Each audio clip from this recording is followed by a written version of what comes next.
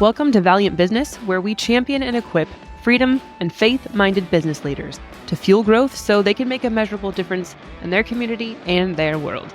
I'm Amy Alexander, and I am the Focus Czar of Growth Strategists. Hey, I'm David Mills, and I'm a luchadore of Growth Strategists. What is that? Do you know? It's luchador. Luchadore. I can't say it, but I am one. No. At least I want to be. It's luchador. Okay. I'm apparently the Oscar of the group, though. Well, actually, no, I'm Chad Alexander. I am the chaos theorist of Growth Strategists. We are full of personality today. And why is that? We're going to be talking about personality and the risk of personality. In business, it does feel risky to have personality. It's seemingly safe to just sort of be the same. But as we all know, sameness is actually what loses every time. Having personality, being authentic, and displaying your values and your traits does make you more memorable. In this day and age, it really, really, really matters whether or not you're displaying that personality. So we're going to walk through some memorable personality-filled brands and give you some ideas about how you can start to decode personality for your own brand. Before we dive in, you should know that we're a team of award-winning experts that build brands, websites, and content with real gravity. If you're a mission-minded leader that wants to catalyze transformation in your business and community, then hit the subscribe button, do it, and journey with us as we explore biblical leadership and practical lead-generating strategies.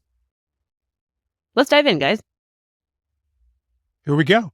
I think we should talk about whether brands actually have a personality. And is that important? So do you think brands actually have personalities or not? I mean, aren't brands just kind of like logos and fonts and colors? Isn't that what a brand is? That was a leading question. It was successful one. Super leading. Oh my gosh. Okay, so let's just talk about brands super quick. Brand basics. A lot of people, when they hear the word brand, they certainly think of a logo, a color scheme, graphics. And they think, well, if I have that stuff, I have a brand. The reality is that branding is every element. It's all the things. It's the way your receptionist answers the phone, or the way that your automatic answering machine sounds and what words it says. It's the way your website feels. It's the way that you have to click through from page to page. It's the ads you use. It's the words you use. It's the way someone gets an email response from some kind of download. Like, it's every little thing about your brand. All those experiences create a brand. Because, what do you always say, Dave, about brand? Well, I think a brand is everything that people believe about you. And it comes from that sum of experiences, some of which are remarkable, some of which may be ordinary, some of which may be substandard, right? Those things together create a brand. And that's the experience of what your customers believe about you. And a brand story is a little bit different. A brand story is what people share about you. That includes what you share about you, but it also includes what everyone else shares about you. That's your brand story, being told by you and your co-creating audience. But the big question for today is, do brands actually have a personality or not? And is that actually important? I sound like Pee Wee Herman today, like on a children's show or something, which is not a compliment, but. At least it's not in a high falsetto voice. True. It could be worse. You could have had helium before then, after a kid's birthday party. So that's correct. So correct me if I'm wrong, but doesn't the term branding come from basically the Wild West, where ranchers would put their brand onto the cow or the livestock that they were selling to notate that it was from a reputable? So there you go. I mean, that right there kind of shows their work. It's like, I certify this enough. It's like a certification. Like, this is good enough for it to have this seal. I just have a coaster here. This seal of approval. That's not a very good experience, though, having a hot poker stabbed into your hindquarters. So I don't know if I want to associate that with branding. That'd be terrible. Here's the thing, though. It's about even more than that, because for sure that's where it came from, Chad. You're totally right. But what people often forget is that good brands create community Why? Because brands are exclusive, not inclusive. Even being inclusive is a way of excluding certain type of people. That's right. Good So, point.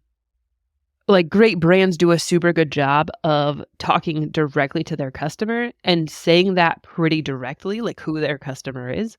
And part of the personality comes in the way that you're expressing your tone of voice and the type of imagery you use and the purposes that you hold dear, the values that you set. Like those are all things that are exclude people who are not in the same value set as you or the same way of living.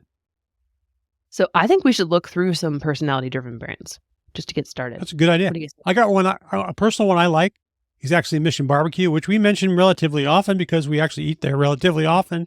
But, the personality of Mission Barbecue is very clear. You look behind the counter, you see people that probably are ex-military, and the whole place is decked out, in military stuff. And they've got a big truck in front that they bought from the surplus U.S. Army, painted to black, right? And they at 12 noon, they stand up and they do the Pledge of Allegiance. So that's pretty strong personality. It's a very military patriotic personality, right? A little bit gung ho. Of course, that's how I like my barbecue, gung ho.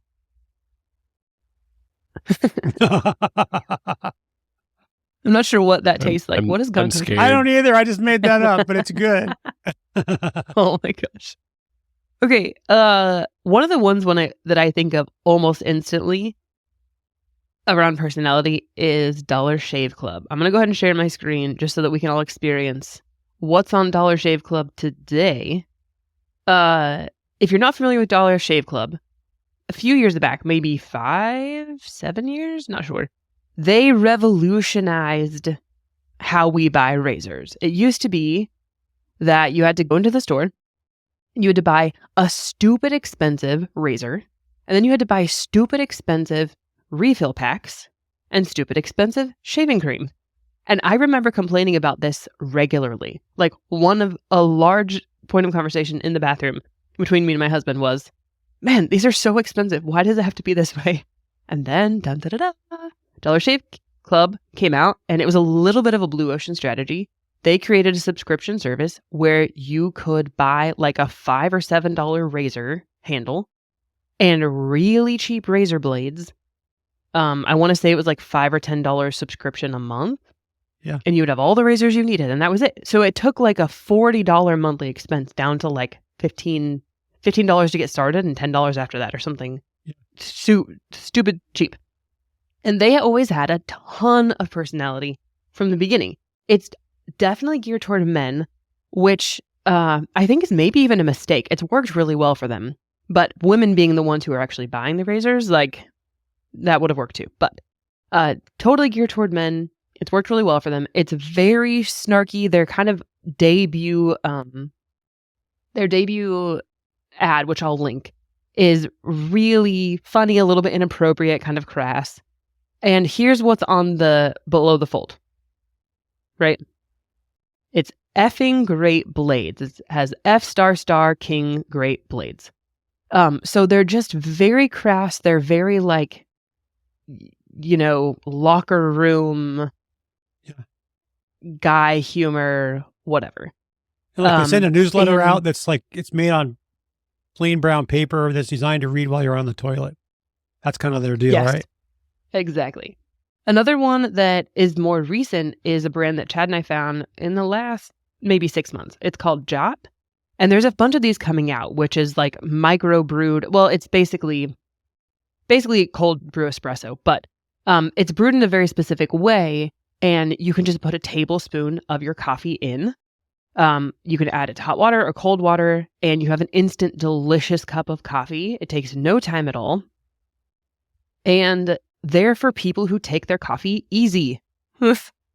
Not for people who take their coffee seriously, which I think is such a fun play because it is the best coffee, especially in this style that I've ever had. It's very complex flavor. It's not just super sweet, and it's not bitter at all. But you can see if you scroll down a little bit. What's the personality though? Like, what's the personality? What's the personality? I don't know. It feels like Besides very. It's sort of like simple convenience. The personality. Well, if you go down a little bit on their homepage, first of all, they have always had celebrity from day one. They've had celebrity testimonials, Endorsements. There which for me means absolutely nothing because I don't like celebrities. I think celebrity culture is extremely horrible. But that's kind of been one of their things, is like, this is what the stars use as they're on tour or whatever. But if you scroll down a little bit, they also have this does good and tastes better thing, which they're using the word better, which is a terrible idea. But they talk about impact of conscious sourcing, 50% woman produced, 60% more yield per bean, brewed daily in Boulder, which tells you a lot about their values.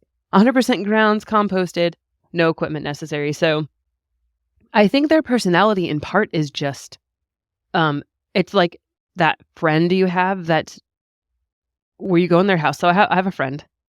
She grew up in Germany. So her home is always just very clean, very simple. She does not own more clothes than she needs. She does not own more stuff than she needs. When she moves to another house, she has like almost no boxes. She now has a family. It's the same way. It's like the simple, why are we making this more complicated than needed friend that just like makes life great and sweet and nice and easy. Cool. And then Taco Bell. That's my other example. Yeah, Taco Bell's good. I mean, they have a very strong personality, right? It comes through. Here's an example of one that, here's a quiz. Do you think this one has a personality? Oh, look at that.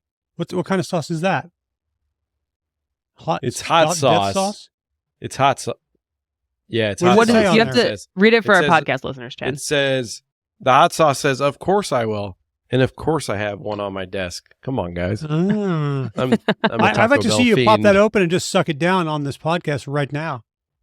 I've got one. I got a test for you. We'll see if he'll do it. That's crazy. You think Bank of America? That's just gross, bro. Oh, It's not even that hot. It's not like Diablo or something. So, It's really good. so you're living out. Like you're living out. You've become aligned with the Taco Bell personality now. Oh, yes. But before- I live Moss. Yokiro, Taco before Bell, Dave, all that Dave, stuff. before you go on to yours, Taco Bell. Chad, can you just name off some of the leading Taco Bell commercial lines? Yeah, real quick? Yokiro, Taco Bell, Live Moss. I mean, think outside the bell. That was like in the 2000s, right? Yeah. So that they've makes always sense. had good marketing slogans, and they've always been fun, except for the razor shavings that's in the beef. But let's not dwell Oh, on that. great. I think another one that has a lot of personality is Trader Joe's. Like Trader Joe's has a ton of personality. You feel like you're living in a beach town and you are buying stuff from a cool market with cool people and it's cool stuff. And it's just I don't know how else to describe it besides a very cool, it's almost like a Hawaiian experience. It's fun. It's fun, right? It's very fun to go there. So I think another example would be, this would be the opposite, like Target. Like personally, I hate going to Target because I feel like I've gone into the land of plastic. I feel like my personality is being sucked away from me and my whole brain is being sucked out into this plastic, set of containers or something. So that's how I experience the Target personality. Maybe someone else experiences differently. But that's how I see it. This actually brings up an interesting point because I think some people think, well, they haven't spent any time on their brand, they don't have one. But that's not true. If you haven't spent time on your brand, you do still have a brand. It's inherent. So I do think to some extent personality is inherent. Every brand that you experience to some extent does have a personality. So as you're talking about Target, I'm thinking about Walmart, how much I hate going to Walmart, and how they both give to the same things that I hate. Like, you're not doing any good by going to Walmart, right? You might be saving yourself money, which is great. Yeah, but when I think that. of the personality between Target and Walmart, at Target I think of like a white suburban mom. Like Target's brand is a white suburban mom. That's their personality. They invite you like to be in the circle. Do you want to be in the circle? I do not. I do like saving 5%, but I do not want to be in the circle. Yeah, but I do think there's a personality, but there's definitely a difference between memorable. Like some personalities are more just a feeling you get. The feeling I get in Walmart and the feeling I get in Target are very different. They have to do with the way their stores are set up, the level of organization, the level of clutter, the types of people that shop there. But some personalities I think are much more overt, and those are the ones that are memorable. Yeah. So maybe part of what we're saying is that personalities need to be on purpose and they need to be memorable. So Trader Joe's fits that. They are definitely memorable. But like, think about this, what's the personality of a Bank of America? Like you get like there's there's a zero register. Horrible. Like there's there's no personality. It's just a building, and there's probably bankers inside. It's like so there's nothing that attaches me to Bank of America whatsoever. And so I think that's a good contrast. And I think it's similar to like if you know somebody who has no personality, and if you remember when you were in college, there were people you were around like they just had no personality. They were kind of withdrawn. You didn't know who they were. They didn't talk very much. And so that lack of personality actually makes them fade in the woodwork. I don't know, Dave, when you were growing up, what that was called.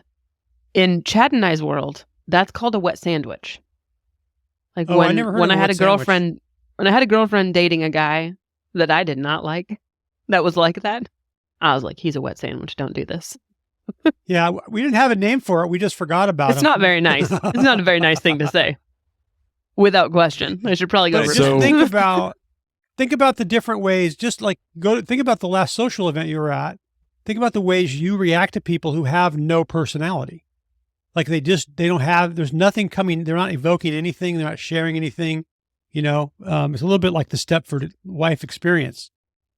Don't be the wet sandwich. Don't let your sandwich be wet. No. Don't let your brand sandwich be wet. There you go. And there's nothing worse than a soggy sandwich, right? Exactly. But, the big deal here is that because we are humans, at least last time I checked, we had not been entirely taken over by ChatGPT or some other generative AI. We're still humans. And so we actually have personalities, whether we choose to have them be recessive to the point where no one knows what they are, or if they're very outgoing. But personalities are one of the ways we relate to things. And we evaluate things based upon their personality. And it's one of the ways that people figure out how to actually buy something, is whether or not the personality is a good fit. Now, if you're in the mood for a really great time and you want to relax, you're not going to probably choose like some really totally boring cruise line where everything is really reserved and quiet. You're probably going to go to Carnival or somewhere like that and somewhere you think you might have a blast, right? So it's not always that it's a direct match to your personality, but it is the thing you're looking for when you're shopping. And so it's really critical that we understand that people are evaluating our brands based upon the perception, what they believe about us, and the personality of our brand. I also think sometimes personality isn't just about are you quiet or are you loud, because quiet doesn't have to be a non-personality, right? Like we all know people that are quiet that have personalities. But I also think it's a sameness issue. No one here on that podcast is that person, but like we know them. But sameness is also a personality issue. Yeah. Like if you're a gym and your personality is athletic, well, all the gym's personalities are athletic. That's why. What is that gym that got pretty big here for a while? They were popping up everywhere. That purple one. Still are. Whatever it was. Planet Fitness? The purple one. Planet Fitness. See, I couldn't even remember the name, just called the purple one. That's how much it stuck out in my head. Well, but it definitely had a personality. At least purple people I know stood out to you. That's At true. least their brand color stood out to you. Yeah. That's true. Versus Gold's People Gym, I know that. Dwight's Gym for muscles, something like that. Well, people I know that that actually are very fit and go to gyms all the time hate places like Planet Fitness because it's full of people who are beginners and none of them have good gym etiquette. And so Planet Fitness became known for the gym that has no gym etiquette. So if you're looking for a place to go be silly and no one will judge you, that's a great place to go. But if you're anyone else, it's like, but also super cheap, right? Yeah. And that might be their brand personality. Tell, but yeah, that's right. You know, like that might be they might be trying to evoke a more of a fun personality with fitness, which they're kind of like the hostel of gyms. Like you just kind of go get whatever you want. So I think brand personality is like really important as the antidote for this sameness, which I would say sameness and obscurity. And it's also the antidote for what's happening with kind of low quality content, the flood of low quality content being driven by AI and by kind of outsourcing stuff online. Brand personality is one of the pieces. It's not the only one, but it's one of the pieces that helps us not to fall into the sea of sameness. So I think it's pretty important. But I think at the same time, there's actually pressure on us not to have one. There's pressure on us as American businesses, at least, not to have a personality at all. We should be absolutely conformist, right? And if we do anything besides conform, now we can't have a personality as long as it falls into the prescribed set of permitted behaviors. And so that's a problem for us. So we don't want to be like, what's the last advertisement you saw for an automobile? Do you remember it? How about the last advertisement you saw for a hotel? Remember it? How about the last charity appeal you saw on TV? Remember it? No, we don't, right? Because they've just completely faded into the sea of sameness. What about the last Coca-Cola commercial you saw? Do you remember it? These days, I don't. Yeah, the ones I remember are actually a couple of years old. I remember the polar bears. So that's what I remember most is the polar bears. But at least I have some memory, right? Whereas with cars, they all drive in deserts, they all drive in snow, they all drive in wind, and they all have beautiful people in them. And that's what they are, right? So we don't want to fall in the sea of sameness, but to break out of that, we've got to actually stand up and have a personality and not be afraid to stand out. And so I think that's a challenge, but there's this conformity pressure on us. We can't say certain things. We can say certain things. We can say the political things we align with, the equity things we align with.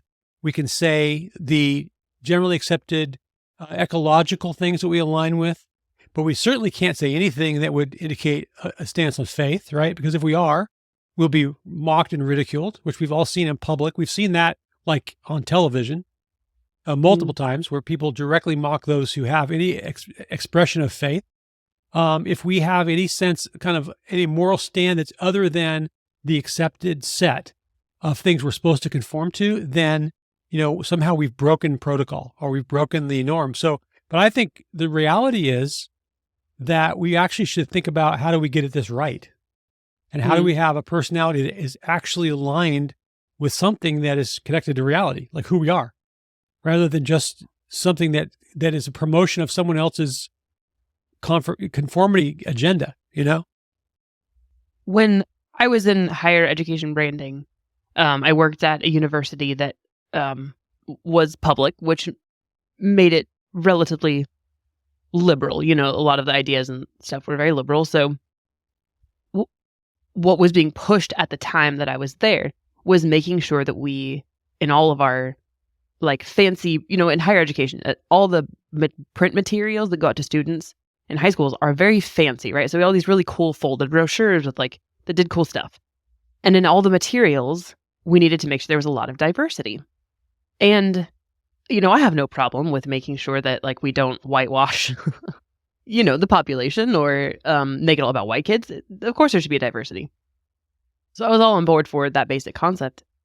But what happened is that we were way overrepresenting the population regularly. And a few years after leaving the university, I actually spoke to a then graduated student who talked about how when she would get their materials, she, I believe, was maybe Filipino, and she would get the materials and she would think, oh man, there's actually a pretty good population of people like me here. I think this is a really good place for me to go. And she got there and discovered it was basically just a bunch of white Southern kids. And she felt very other there. And she spent a lot of her career feeling very kind of deceived. A lot of her the rest of she stayed, but she spent the rest of her college career feeling very deceived by the marketing and feeling very other. And I thought that was such a great example of why political correctness is not actually fact. And when political correctness pushes you into saying things that are not true or overrepresenting or whatever, like this is not real. And it actually does hurt people. It doesn't help. You're not leaving someone out by being more honest in the amount of minorities you have in your photography, right? You're actually just being honest. And I think personality really comes down to that. You don't want to gain buyers out of an unintentional deceit, right? You want to gain buyers that truly do align with your values because they're going to be happier and you're going to be happier. You're going to have a much better relationship. It's going to have a lot more longevity and much better things are going to come out of that. And so, I mean, that's certainly a decision we've made within our company is just to be much more obvious and vocal about our values. And so far, that seems to be working really well. And in some ways, you know, it's kind of like the culture hands us this template, this personality template. You will be supportive of X, Y, and Z, and that's what you're supposed to put on. But like, and I see tons of companies that are slapping on a green agenda or something, an equity agenda onto their brand, and it may have nothing to do with reality at all. So slapping on a template, a personality template, does not give you a personality. It makes you actually, it makes you a copy. It makes you a fake, right? It makes you a clone of somebody else's personality. And maybe that's them. And that's great. They should go for it. Well, you should go for you too. So what do you guys think? How do we get this brand personality thing right? How do we move from being timid or probably undefined, like kind of bland, into actually having a real personality? I think that's an important question. Something else that I've been convicted about lately in the Bible, the story of Ruth, she, I think maybe I've talked about this before, but Ruth goes with her mother-in-law back to Israel. And the way that the law system worked is that because she was a widow, the next of kin needed to basically, quote unquote, marry her and take on any of her land assets because women couldn't own those land assets. So the first thing they did when they got there is they went to the next of kin. And he said, yeah, I want the land. And then when he realized it came with two women, he thought, no, that's too expensive. I can't afford to feed these women. So he deferred to the next of kin. And the next of kin is who Ruth married. And it's through them that the line of Jesus continued. And so they have this amazing lineage and heritage they got to be in by saying yes. But what about the man who said no? He didn't really think about the cost of his no.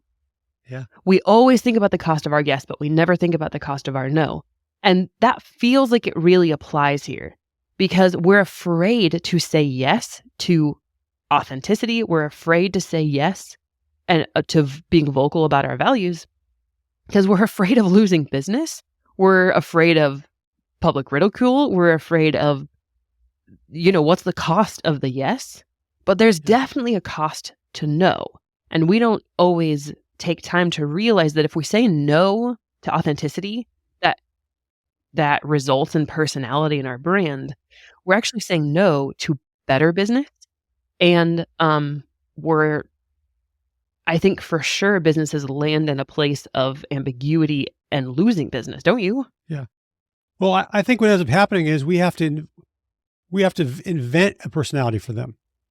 Right. So some clever advertising agency comes along and invents a personality. So like a good example of this is what's going on in insurance between Nationwide and Geico.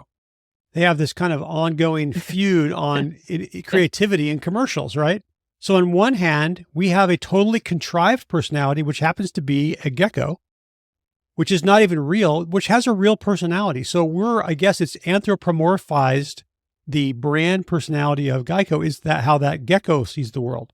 And we're supposed to connect emotionally with that gecko. And that's how we will understand what Geico is like. Friendly, kind of clever, maybe silly sometimes. I don't know. Now, nationwide, they've got this thing where they've got this guy who tours people through this museum of disasters.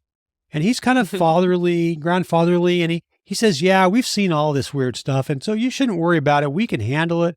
And I'm probably going to come to your house and bring you a blue balloon because I'm just really friendly. I'm going to celebrate just how special you are to us. So they have these two personalities that they're presenting.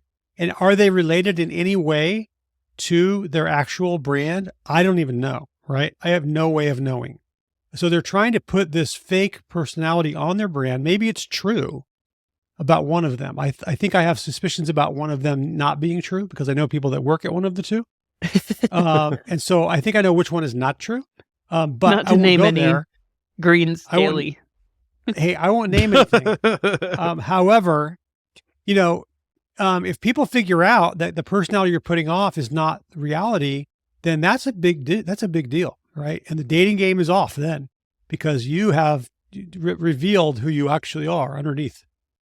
So think about it this way: like what elements go into a personality that would actually make a person have a point of view and a tone of voice and a way of looking at the world?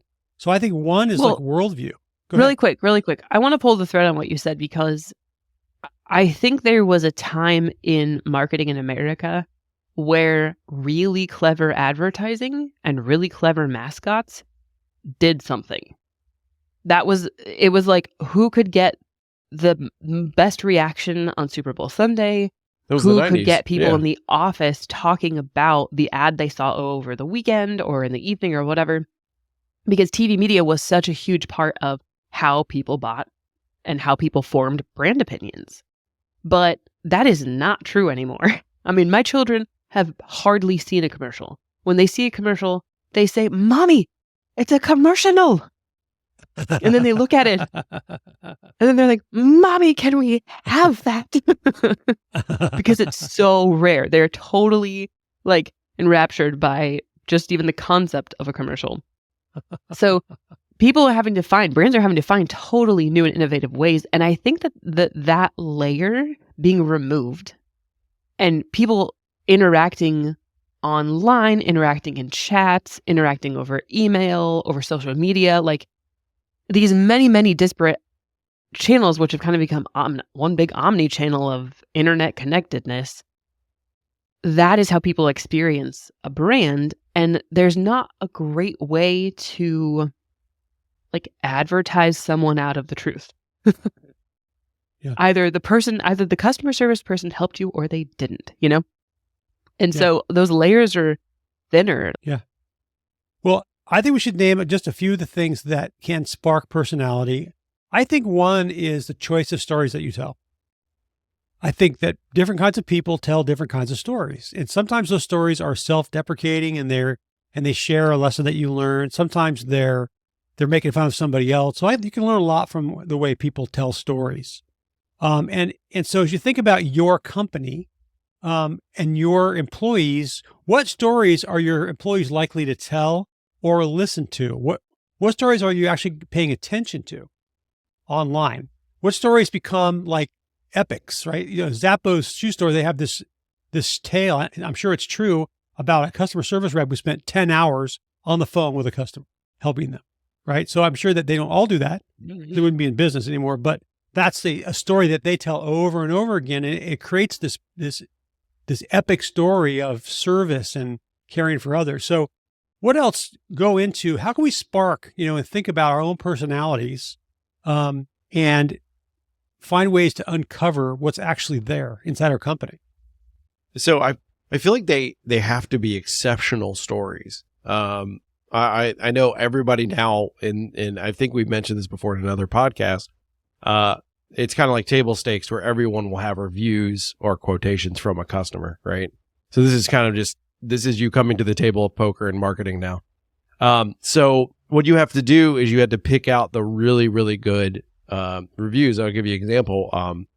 We had a review come in. It was a stellar review. It's like a 5-star review. Didn't say anything. Said great service or something like that. Okay. It's really not going to, thanks. I'm glad you gave us a 5, but it's really not going to tell somebody the story that they need to hear in order to be swayed to go to the client. So another one came in and it was like, the drivers showed up early. They were prompt. They were very well dressed. They were very personable. They were very conscientious. They addressed me as ma'am. All this stuff that was packed into all these details of the story. And I said, okay, that is a review you put up, versus the other one. Okay. Great. You got a 5-star, but so what? So, the stories had to be extraordinary. They have to reach out to some part of us that says, why would you pick that again? What made it stellar, that experience? And part of that would be, Chad, is there emotion in it? Is there humor in it? Is there any level of transparency in it? So communication in general sets this tone, whether it's a review or something else, for the kind of personality we have. Are we a little snarky like Dollar Shave Club, or are we entirely serious like our banking clients? What are we like in the way we communicate? So that's one thing to think about. How are you most likely to communicate with customers? If you're a company that pretty much does everything on text message, then your personality, that's an expression of your personality, which is not a bad thing, right? So I think you can go down the line, but as you think about, I think, Chad, you're saying it right. What is exceptional? What's unique about your company and the way you do things? That's probably a clue into the personality that you should be presenting to people. I run more than one podcast, and sometimes when I'm working on topics, I have to think to myself, what's top of mind? What's top of mind? What's on my mind?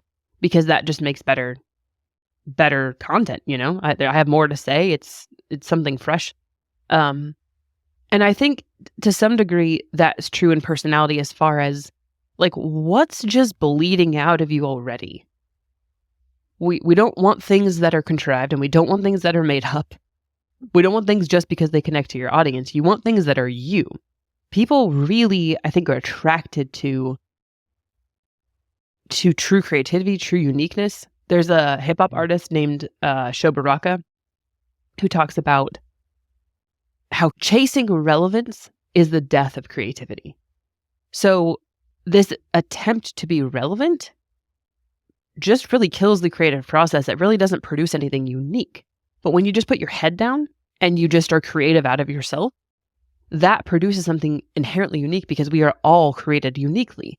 And I think that's very true here. I mean, what's core to who you are, what is, in some cases, it probably really does come down to founders and, presidents and CEOs, people that are driving decisions. I mean, these are the people that determine the brand of a company. And I do think that just what's bleeding, right? Like just what comes out of you has to be part of that conversation for sure. Well, here's one way that you could really get a handle on this. Just go talk to 5 customers that have been good customers and just ask them, what do you actually really like? What do you enjoy about working with our company? Just ask them and see what they say back to you, and see kind of how they respond. That's a good clue. I think another way to ask that same question would be to ask some employees that you see really being leaders in the company, and ask them, what do you enjoy most about working here? And those are actually organic elements of your personality. I think another way to look at this is when you share messages. So look at your emails, look at your social media, look at any text messaging you're doing, look at ads you're running.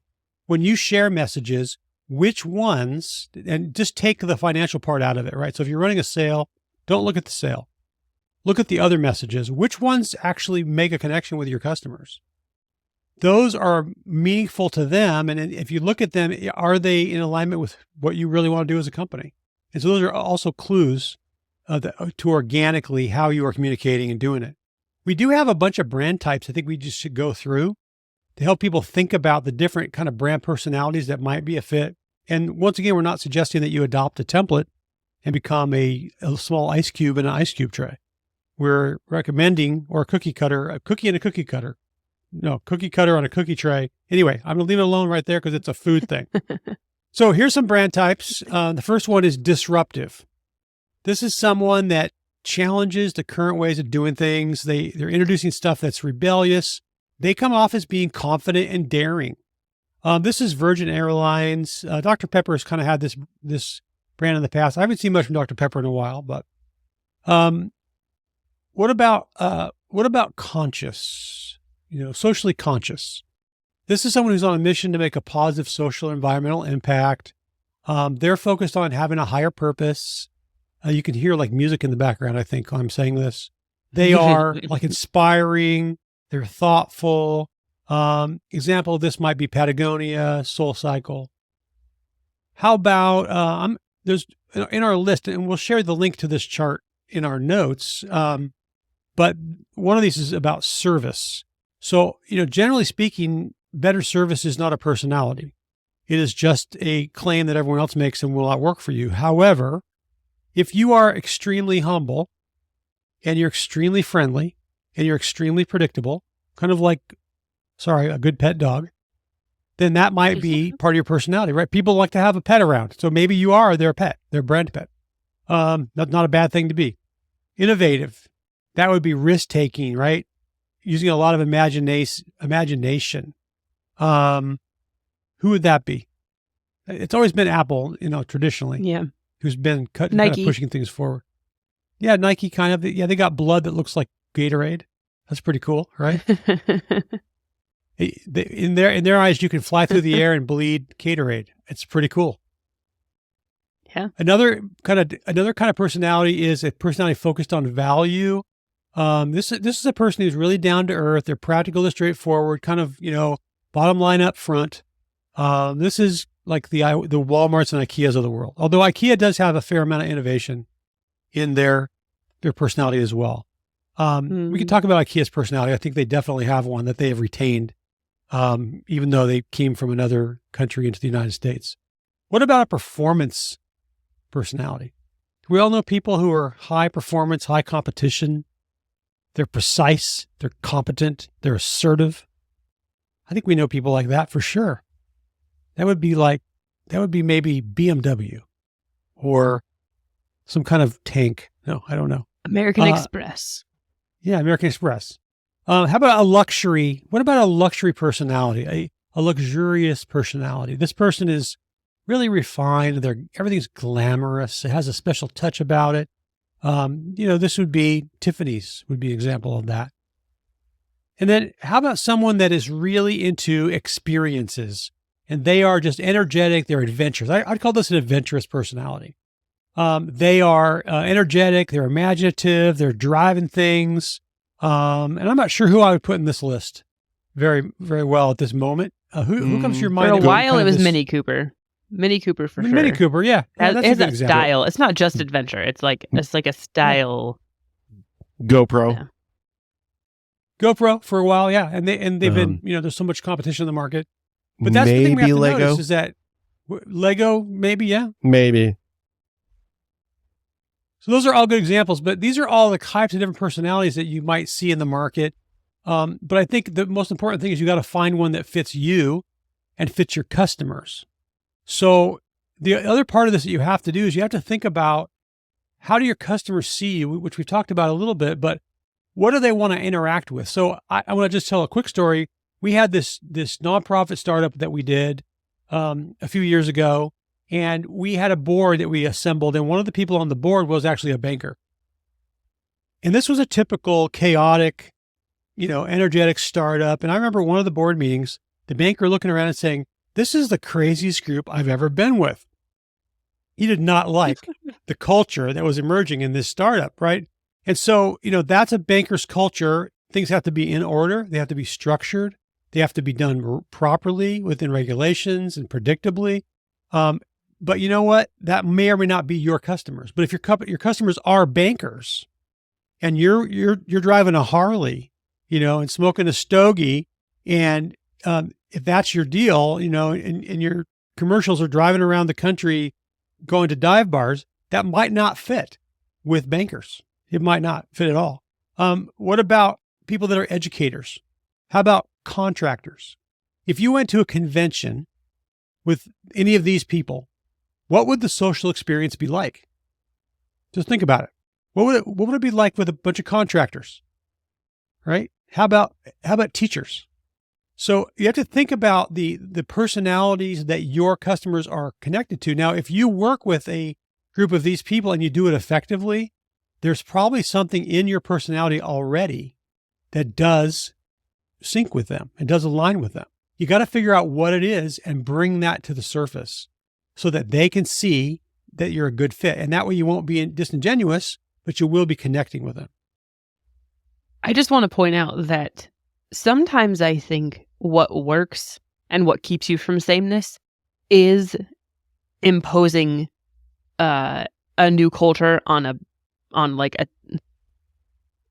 a community of people that are used to their culture. So what I mean by that is, I think about our financial planner. He is very, ducks in a row. Well, he's a financial planner. He knows the deal, but he drives a motorcycle. He actually goes on these cross-country trips with his wife. They both drive. They both take the motorcycle out and go out for weeks on end. And he is not someone you would expect to be driving a motorcycle. But if I had a service to offer him, there are people in that industry that actually would love that, would love the adventure.